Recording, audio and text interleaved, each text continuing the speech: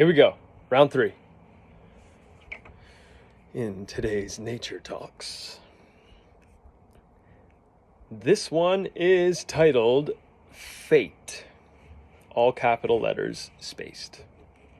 Published on November 12th, 2012. I believe fate is a word used to describe human consciousness as a collective. I've been shown it as from, all, thought, everywhere. Just as we make endless choices to shape our own lives, we are also making larger choices together. Majority always rules, or if you think of it in my way, the higher force of energy will determine the direction. When we choose to be away, whether good or bad, up or down, for better or for worse, this way becomes reality. The collective acceptance of this way makes it so. Whether you believe in our unlimited potential as I do or not, ponder this. If someone tomorrow decided that water and energy were all that was, and they convinced their friend, then that friend showed others this idea, and they also agreed, and so on. When critical mass was reached, and over half of the human race agreed upon this fact, creation through thought would make this real. We would now live in a universe made entirely of water and energy, and nothing else. Now, this fact may not be true, but our acceptance of it as a collective determines it to be the reality we now live in.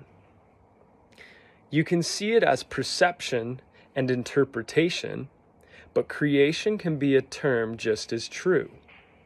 Through choice of who we want to be, beings in a universe composed only of water and energy, we collectively decide our thought, speech, and actions to come.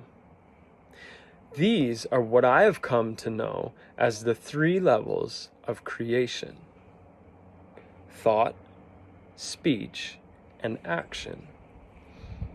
If you think about something enough, it is likely to manifest. If you also talk about it, the chances are greater.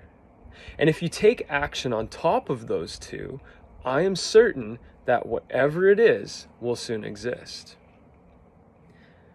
As part of the collective, I am actively doing all 3. I seek inward to find what I feel to be true. Then, using this foundation, I think, speak, and act accordingly. Though my efforts are grand, and I'm not always true, like all in this realm of division and polarities, I am in consistent battle with that which is not true. The thing I have come to know as ego.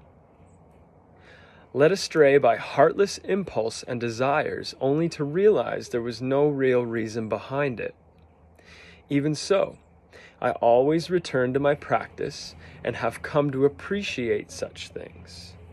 They're a quick reminder that the grass is actually greener where I am, and I had started to take its wondrous glow for granted.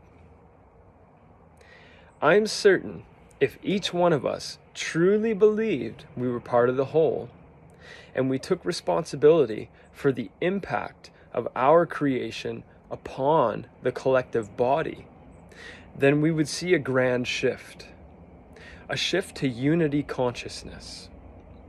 As the whole is made up of each of its parts, each part must reflect the entirety of the whole.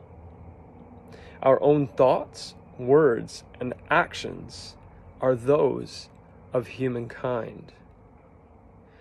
Be aware that you are acting on behalf of our race. And in doing so, I hope you take great care and only do what you feel to be true. One love.